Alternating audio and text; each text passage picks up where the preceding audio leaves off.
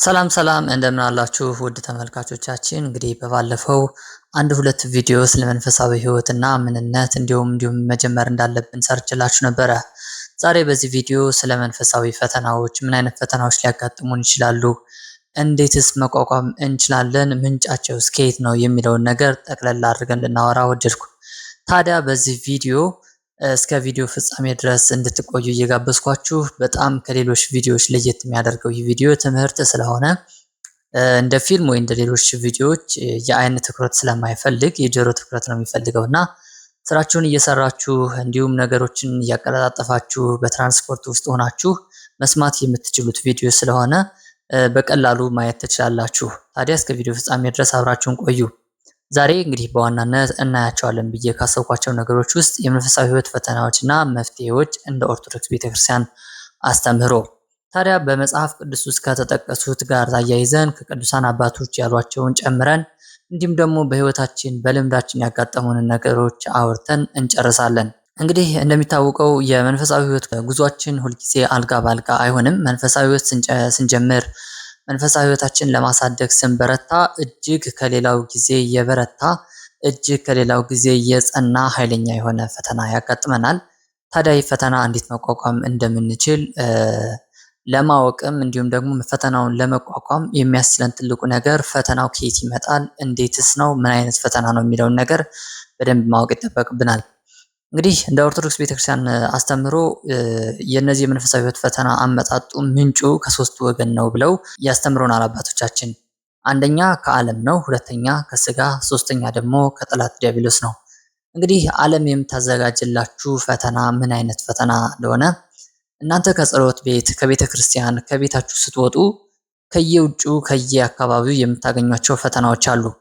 በዝሙት የሚፈትኗችሁ ተራቅተው የሚሄዱ አካላት፣ እንዲሁም በግጭትና በመጥፎ ሐሳብ የሚይዟችሁ የሚጣሉ ሰዎች፣ እንዲሁም በየታክሲውና በየትራንስፖርቱ ነገር ፈልገው የሚመጡ ወደ አካባቢያችሁ ወደ እናንተ የሚመጡ በርካታ ሰዎች ይኖራሉ። ታዲያ እነዚህ ነገሮች እንዴት መቋቋም እንችላለን የሚለውን ነገር አብረን ነው የምናየው። ሌላኛው ከስጋ ነው። ከስጋ የሚመጣው ፈተና በጣም ከባድ የሆነ ፈተና ነው። ከውስጥ የሚመጣ ከራሳችን የሚመጣ ነገር ነው። ይህ የሚሆነው እንግዲህ በጸሎት በደንብ ሳንበረታ ስንቀር ስጋ ሲያሸንፍ በጣም ብዙ ነገሮች ስናደርግበት የሚመጣ ነገር ነው። ለምሳሌ እንደ ዝሙት፣ ሰውን መጥላት፣ ፍቅርን ለሰው አለመስጠት፣ እንደዚህ አይነት ነገሮች፣ ስስት፣ ስግብግብነት፣ እንደዚህ የመሰሉ ነገሮች ከስጋ ከውስጥ የሚመጡ ፈተናዎች ይባላሉ። ከዲያብሎስ የሚመጡ ፈተናዎች ወይም ደግሞ ከክፉ መንፈስ የሚመጡ ፈተናዎች ደግሞ ከላይ ጠቀስናቸው ሁለቱን በደንብ ጠቅለል አድርጎ በሱ መንገድ በሱ ዓላማና ሐሳብ የሚመጣ ፈተና ነው ማለት ነው። እነዚህ ፈተናዎች ለማወቅና መፍትሄዎች መተግበር ለመንፈሳዊ እድገት ታዲያ ወሳኝ ነው። መፍትሄዎቻቸው ምንድነው? እንዴትስ ምን አይነት ፈተናዎች ሊያመጡብን ይችላሉ የሚለውን ነገር እንግዲህ አብረን እናያቸዋለን። እንግዲህ ምንጫቸው ከሶስት ወገን ነው ብለን ጠቅሰናል። እንደዚህ አይነት ፈተናዎች ከምን ምን ናቸው የሚለውን ነገር ደግሞ እናያለን። እንግዲህ በዋናነት የሚታወቀው በጣም ብዙ ክርስቲያኖች የሚያስቸግረው መንፈሳዊ ዝለት ወይም ደግሞ በግዕዙ ሀኬት ተብሎ ይጠራል። መንፈሳዊ ዝለት ምንድነው? እንዴትስ ነው የሚያጠቃን የሚለው እናውራ። መንፈሳዊ ዝለት ወይም ሀኬት ማለት በአጭር አነጋገር መንፈሳዊ ድንዛዜ፣ የልብ መዛል ወይም መንፈሳዊ ስንፍና ማለት ነው። አንድ ሰው ቀደም ሲል በነበረው የጸሎት የጾምና የቅዳሴ ተሳትፎ ላይ ፍላጎት ሲያጣ መንፈሳዊ ተግባራት እንደ ከባድ ሸክም ሲሆኑበት የሚፈጠር ሁኔታ ነው። ታዲያ የዚህ መፍትሄ ምንድን ነው? እንግዲህ ስለ መንፈሳዊ ዝለት ሲወራ በውስጡ በርከት ያሉ ነገሮች ይኖሩታል። እነሱን እስኪ እንግዲህ ገለጥ አድርገን ለማውራት እንሞክር። የመንፈሳዊ ዝለት ሀኬት ምልክቶች፣ አንድ ሰው ወይም አንድ ኦርቶዶክሳዊ ሰው የመንፈሳዊ ዝለት አጋጥሞታል ወይም በመንፈሳዊ ዝለት ችግር ተጠምዷል የምንለው ምን አይነት ምልክቶች ሲያሳይ ነው? በዋናነት ጸሎትን ሲጠላ ነው። ዛሬ ደክሞኛል ነገ ጸልያለሁ በማለት ማስተላለፍና በመጨረሻም ጸሎትን ጨርሶ መተው። እንግዲህ ይህ ነገር በጣም በብዙ ክርስቲያኖች እየታየ የሚገኝ ነገር ነው። መሰልቸትም ደግሞ ሌላኛው ርዕሰ ጉዳይ ነው። ቤተክርስቲያን ሲሄዱ ወይም መንፈሳዊ ትምህርት ሲሰሙ መቼ ባለቀ የሚል የመሰልቸት ስሜት ካለ ምናልባትም መንፈሳዊ ዝለት አጋጥመዋል ማለት ነው። አሁን ላይ እያጋጠመን ያለው ትልቁ ችግር ብዙ ወጣቶች ቤተክርስቲያን ላይ ይሄዳሉ። ብዙ የሚያስቀድሱ ክርስቲያኖች በቤተ መቅደስ ታገኛላችሁ። ግን ትልቁ ችግር በጣም የመሰልቸት ጉዴታ። ቅዳሴ ምናልባትም 2 ሰዓት ተኩል ወይ 3 ሰዓት ሊወስድ ይችላል። ከዚህም ባሻገር እንግዲህ ሌሎች ጸሎቶችም ላይ እንግዲህ ተያይዞ መቼ ነው የሚያልቀው? አንድ ዓመት የምንቆይ የሚመስላቸው በጣም ብዙ ክርስቲያኖች አሉ። ታዲያ ይህ ምናልባትም የመንፈሳዊ ዝለት አጋጥሟቸዋል ተብሎ ሊታመን ይቻላል ማለት ነው። በሌላ በኩል ለባዊነት ማጣት ነው። ለባዊነት ማለት ማስተዋል ማለት ነው። እንግዲህ ግሱ ለበው አስተዋለ ነው። ለባዊነት ማስተዋል ነው። ማስተዋል ማጣት እንዴት እና በምን? ለምሳሌ ቅዱሳት መጻሕፍትን ስታነቡ ወይም ጸሎት ስትጸልዩ ትኩረታችሁ ተስቦ ከጸሎቱ ጋር ወይም ከእግዚአብሔር ጋር ሳይሆን ትኩረታችሁ ከሌላ ነገር ጋር የሚሆንበት ወይም ህሊናችሁ ስለሌላ ነገር እያሰበ አእምሯችሁና ልባችሁ ሳትገዙ አፋችሁ ብቻ የሚያነበንብ ከሆነ ይህ መሰልቸት ይባላል። ለምሳሌ ዛሬ የሐሙስ ነው። ሐሙስ ከሆነ እግዚአብሔር ቆመ በመዝሙረ ዳዊት ይደገማል። እንዲሁም ደግሞ የሐሙስ ውዳሴ ማርያም ይደገማል። በዚህ ጊዜ ሰዎች ሲጸልዩ የሚያጋጥማቸው ትልቁ ችግር እግዚአብሔር ቆመ እየደገሙ እነሱ ግን ምናልባት ስለ ቢሮቸው፣ ስለ ንግዳቸው ወይ ደግሞ ስላለው የውጭ ነባራዊ ሁኔታ፣ ስለ ፖለቲክሱ፣ ስለ እያንዳንዱ ነገር ሊያስብ ይችላል። ታዲያ ይህ ልባዊነት ማጣት የመንፈሳዊ ዝለት ይባላል። ሌላኛው ለኃጢአት ግድ የለሽ መሆን ነው። በጣም ብዙ ሰዎች የሚያጋጥማቸው ነገር ነው። ድሮ ባለፉት ጊዜያቶች አንዳንድ ኃጢአቶች ሲሰሩ ወይም ደግሞ አንዳንድ ኃጢአቶች ለመስራት ሲገደዱ በጣም ያለቅሱ የነበረ ለህሊናቸው ለሞራላቸው ይጨነቁ የነበሩ ሰዎች ኃጢአትን እየተላመዱ በመጡ ጊዜ ግን እንደ ግድ የለሽነት ይቆጥራሉ ማለት ነው። ታዲያ ይህ ለኃጢአት ግድ የለሽ የመሆን ይባላል።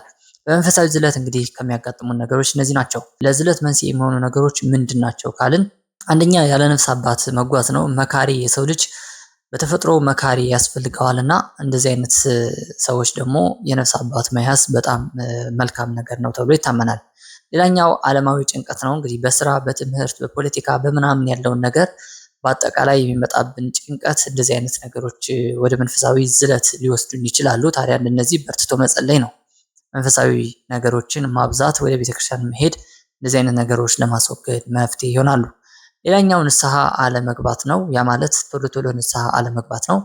የሰው ልጅ ለምን ኃጢአት ሰራ አይባልም። ነገር ግን ኃጢአት ከሰራ ቶሎ ቶሎ ንስሐ ለምን አልገባህም ተብሎ ግን ሊወቀስ ይችላል። ቶሎ ቶሎ ንስሐ አለመግባታችን መንፈሳችን እንዲዝል፣ ነፍሳችን በስጋ ጫና እንድትወድቅ፣ ያልሆነና ተገቢ ያልሆኑ ነገሮች ላይ እንድናርፍ ይረዳታል። ታዲያ ይህ ነገር ወደ ተስፋ መቁረጥ ሊወስደን ስለሚችል ትልቅ የመንፈስ ዝለት ሊያጋጥመን ይችላል። አሁን ደግሞ መፍትሄውን እንመልከት። ከዝለት እንዴት እንውጣ? በትንሽ መጀመር አባቶቻችን ሲናገሩ እንግዲህ 150 ዳዊት በአንድ ቀን መጀመር በጣም ለሰይጣን ለፈተናዎች አጋልጦ ይሰጠናል እንጂ መፍትሄ የሚሆን ነገር አይደለም። ታዲያ በየትንሹ በየጥቂቱ መጀመር፣ ዛሬ ውዳሴ ማርያም ከደገምን ነገ ከነገ ወዲያ ደግሞ ትንሽ ነገር መጨመር፣ እንደዚህ እያደረግን በየትንሹ መሄድ ነው። ሌላኛው ራስን ማስገደድ ነው። እንግዲህ ስለ መንፈሳዊ ሕይወት ሲወራ መንፈሳዊ ሕይወት የስሜት ጉዳይ አይደለም። በስሜት የምናደርገው ነገር ስላልሆነ ግዴታም ስለሆነ ራሳችንን እያስገደድን ከአባቶቻችን ጋር እየተመካከርን መልካሙን ለማድረግ እየተጋን እንደምንም ብለን መንፈሳዊ ሕይወታችን ጨክነን ለመቀየር እንሞክራለን ማለት ነው። ሌላኛው ሞትን ማሰብ ነው።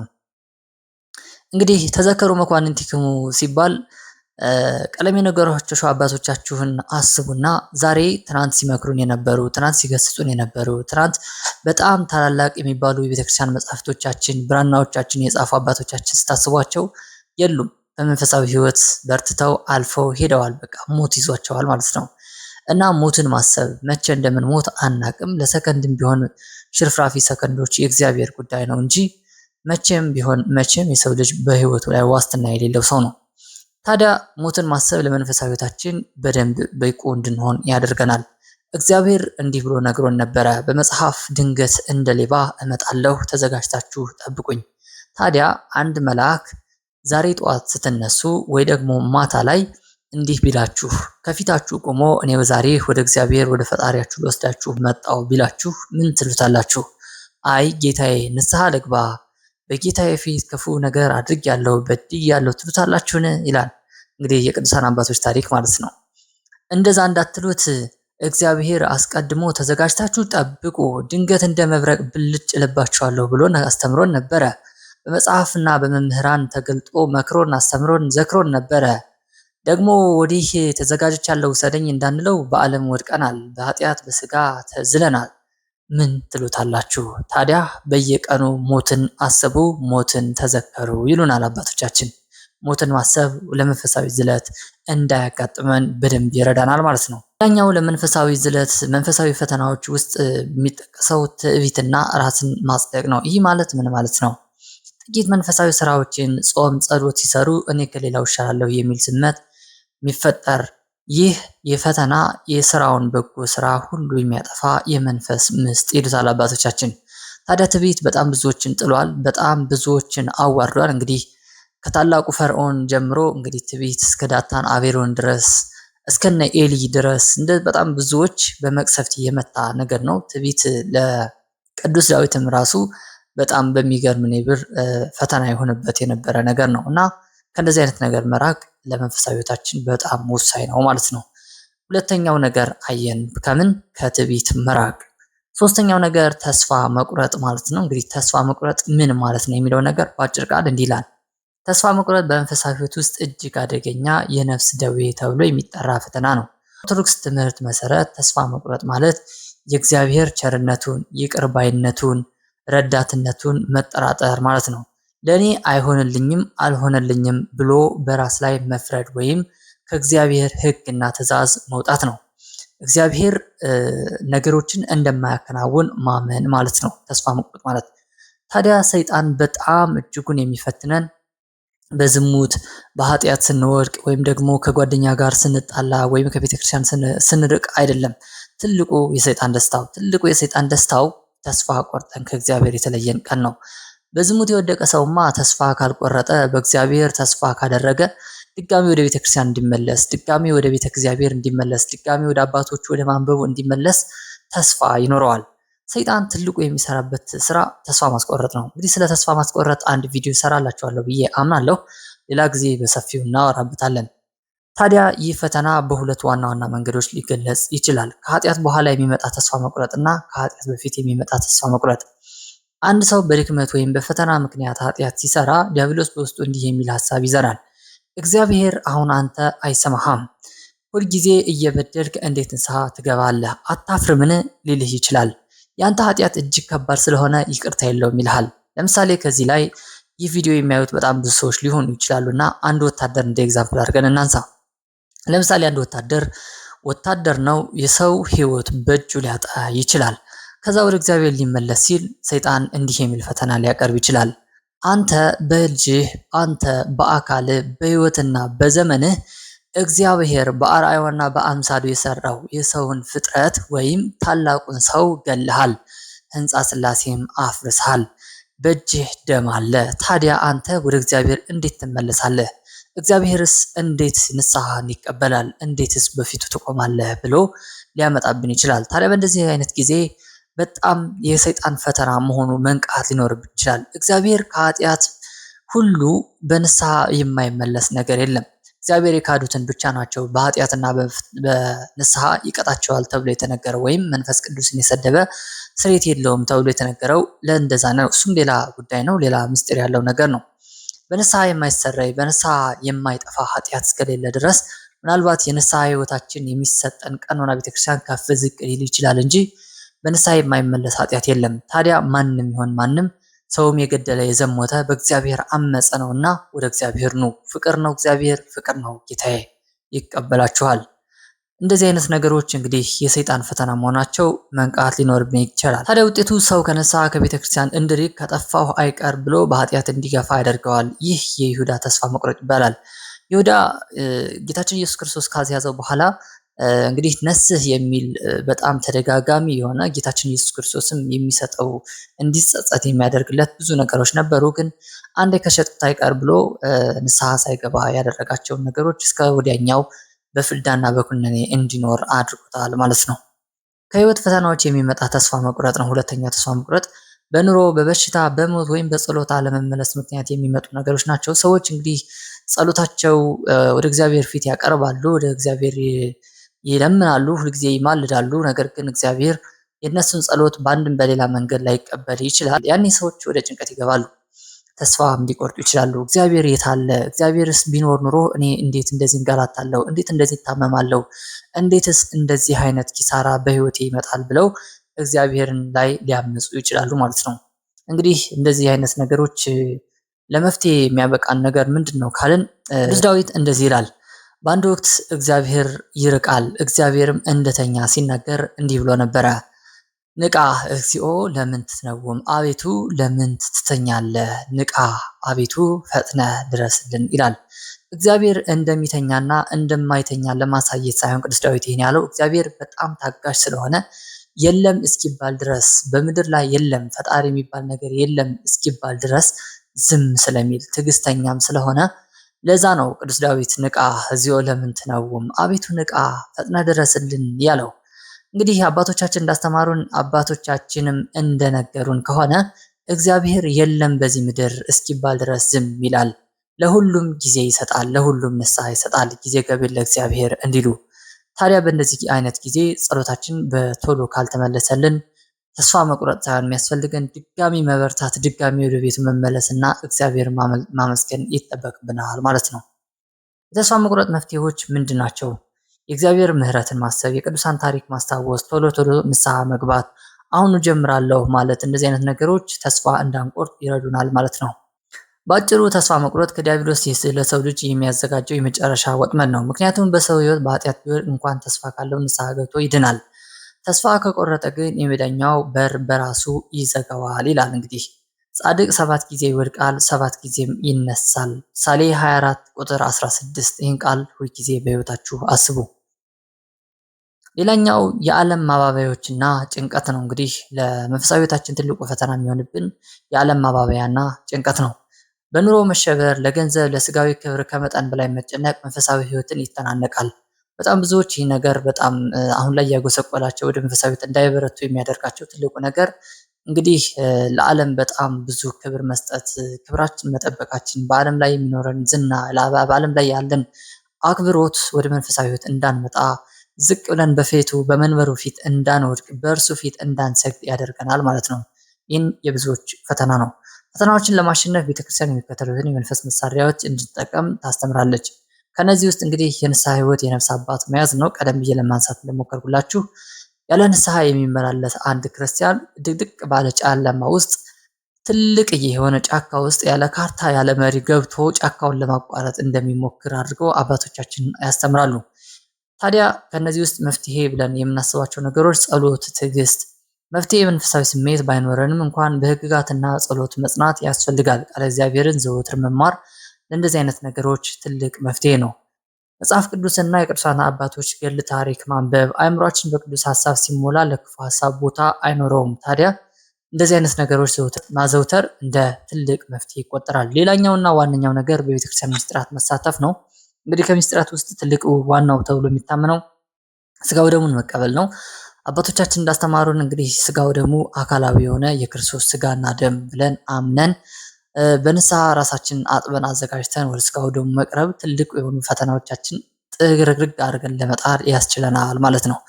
በንስሐ ታጥቦ ወደ ቅዱስ ቁርባን መቅረብ ይህን የመጨረሻው ታላቁ የመንፈሳዊ ሕይወት ኃይል ነው። ከክርስቶስ ጋር አንድ በማድረግ ፈተናን የማሸነፍ ጸጋ ይሰጣል። እንግዲህ እናንተስ ምን እላችኋለሁ? የክርስቶስን ጸጋ ለብሳችኋል፣ ክርስቶስን እንደ አካላችሁ አድርጋችሁ ቆጥራችሁታል እንዳለው ቅዱስ ጳውሎስ በቅዱስ ስጋውና በቅዱስ ደሙ ስንታተም እንግዲህ ትልቁ መዳናችን እንፈጽማለን፣ ትልቁ መንፈሳዊ ሕይወታችን እናሳካለን ማለት ነው። እና በጣም ከዚህ ጋር ተያይዞ ብዙ ወጣቶች የሚያነሱት አንድ ነገር አለ። ዛሬ ንስሐ ገብቼ ቅዱስ ቁርባን ተቀብዬ ከዛ ደግሞ ነገ ድጋሜ ኃጢአት ብሰራ እግዚአብሔርስ ምን ይለኛል የሚል ተስፋ የሚያስቆርጥ የሚመስላቸው ነገር አለ።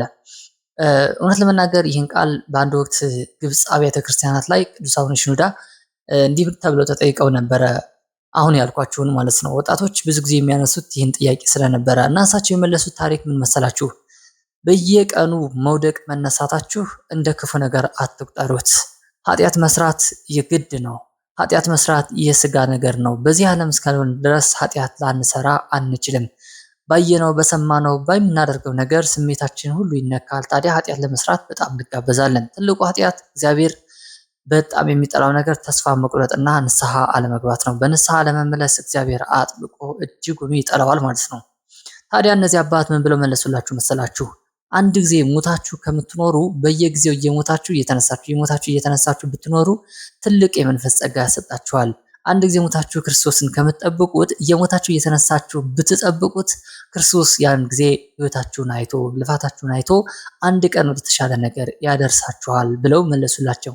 እና በስጋው ደሙ ጋር ተያይዞ ያለው ነገር ብዙ ወጣቶች የማይቆሩበት ትልቁ ነገር ድጋሚ ኃጢአት እሰራለሁ፣ ድጋሚ ወድቃለሁ የሚል ስጋት ነው። ግን ያ ሁልጊዜ የሚሆን ነገር ነው። በስጋ የሚገለጥ በስጋ እስከተመላለስን ድረስ የሚያጋጥመን ነገር ነው። እንኳን ለሰው ልጆች እውነት ለመናገር በጣም ብዙ ቅዱሳን የምንላቸው በጣም ብዙ እንደ መላእክት ደርሰዋል ብለን የምናምንባቸው እና አባ ዳንኤል የመሳሰሉ አባቶቻችን በመንፈሳዊ ህይወታቸው ሲኖሩ በጣም በተደጋጋሚ ድረስ ነበረ የሚወድቁት የነበረው ማለት ነው። እና የቅድሙስን ጥቅስ አስታውሱ። ታዲያ በአጠቃላይ እንደ መፍትሄ የማስባቸውን ነገሮች ፈተናው ምንድነው፣ መፍትሄው ምንድነው የሚለውን ባጭር አስቀምጥላችሁ። መሰልቸት ወይም ሀኬት ላልነው ነገር ጥቂት ቢሆን ሳያቋርጡ በየቀኑ መጸለይ ይወሰዳል። ሌላኛው ትዕቢት ላልነው ነገር ደግሞ የሰራውን በጎ ነገር ረስቶ ኃጢአታችን ማሰብ፣ ትህትናን ማድረግ፣ ሰዎችን በትህትና ማገልገል፣ እንደዚህ አይነት ነገሮች ለመንፈሳዊ ህይወታችን በጣም ትልቅ ድርሻ ይኖራቸዋል እና ትዕቢትን ያስወግዱልናል ማለት ነው። ሌላኛው ተስፋ መቁረጥ ብለን ነበረ። ለተስፋ መቁረጥ ምን አይነት መፍትሄ ብለናል? የእግዚአብሔር ምሕረት ማሰብ፣ ቶሎ ቶሎ ንስሐ መግባት፣ በቤቱ መመላለስ፣ ቅዳሴን ማስቀደስ፣ ተስፋ ሲቆረጥ በቆረጣችሁ ጊዜ የሰማያን አዕዋፋት ማሰብ፣ እንደዚህ አይነት ነገሮችን ማሰብ ተስፋ ላለመቁረጥ ይዳርጉናል ማለት ነው። ሌላኛው ዝሙትና ስጋዊ ምኞት ብለን ነበረ። ለዝሙትና ለስጋዊ ምኞት እንግዲህ ትልቁ ነገር መጾም፣ መስገድ፣ ከፈተና ቦታ መሸሽ፣ መጸለይ፣ ተጸምዶ፣ ትህርምት፣ እነዚህ አይነት ነገሮች እንግዲህ ለዝሙትና ለስጋዊ ፈቃዶች በደንብ ያስወጡናል ማለት ነው። ታዲያ እንደ ጥንቃቄ ማሳሰቢያ ማድረግ የምፈልገው ነገር መንፈሳዊ ህይወት መውደቅ መነሳት ያለበት ጉዞ መሆኑን አይርሱ። ዘወትር በየቪዲዮአችን ዘወትር በየቃላቶቻችን እነዚህ ቃላቶች አይጥፉም። መንፈሳዊ ህይወት የአንድ ጊዜ የአንድ ጀንበር ሂደት ሳይሆን በጣም የብዙ ዓመታት ትጋት፣ በጣም የብዙ ዓመታት ልምምድ ነው። ወደ እግዚአብሔር ለመጠጋት የምናደርገው ሂደት ስለሆነ ዋናው ቁም ነገሩ በወደቁበት አለመቅረትና ሁልጊዜም ወደ እግዚአብሔር መመለስ ነው። ሁልጊዜ በንስሐ ራስን ማደስ፣ ሁልጊዜ በንስሐ ወደ እግዚአብሔር መቅረት ነው። ታዲያ አምላካችን ኢየሱስ ክርስቶስ ሆይ አቤቱ ዘወትር ወደ አንተ አይናችን እንዲያይ ዘወትር ወደ አንተ እንድንመላለስ እርዳን እንላለን። ማራናታ ጌታ ሆይ ተሎና መቼ ትመጣለህ? አሁን ትመጣለህ እንለዋለን። ሁልጊዜ በንስሐ መዘጋጀት፣ ሁልጊዜ መታጠብ፣ ሁልጊዜ በቤተ ክርስቲያን መኖር የአንድ ኦርቶዶክሳዊ ግዴታ ነው። ክርስቲያኖች ሆይ ወንድሞች እህቶቼ፣ እንግዲህ የዛሬውን መልእክቴ ይህን ይመስላል። በቀጣይ ቪዲዮ እስክንገናኝ ድረስ የክርስቶስ ፍጹም ፍቅር ከእናንተ ጋር ይሁን። በሌላ ቪዲዮ እስክንገናኝ ድረስ ሰላማችሁ ብዝት ይበልልኝ። ግን ይህ ቪዲዮ በጣም ለብዙዎች ይጠቅማል ብዬ ስለማምንበት ለብዙ ወጣቶች ሼር አድርጉልኝ፣ ለወዳጅ ዘመዶቻችሁ ጋብዙልኝ እላችኋለሁ። ቸር ሰንብቱ።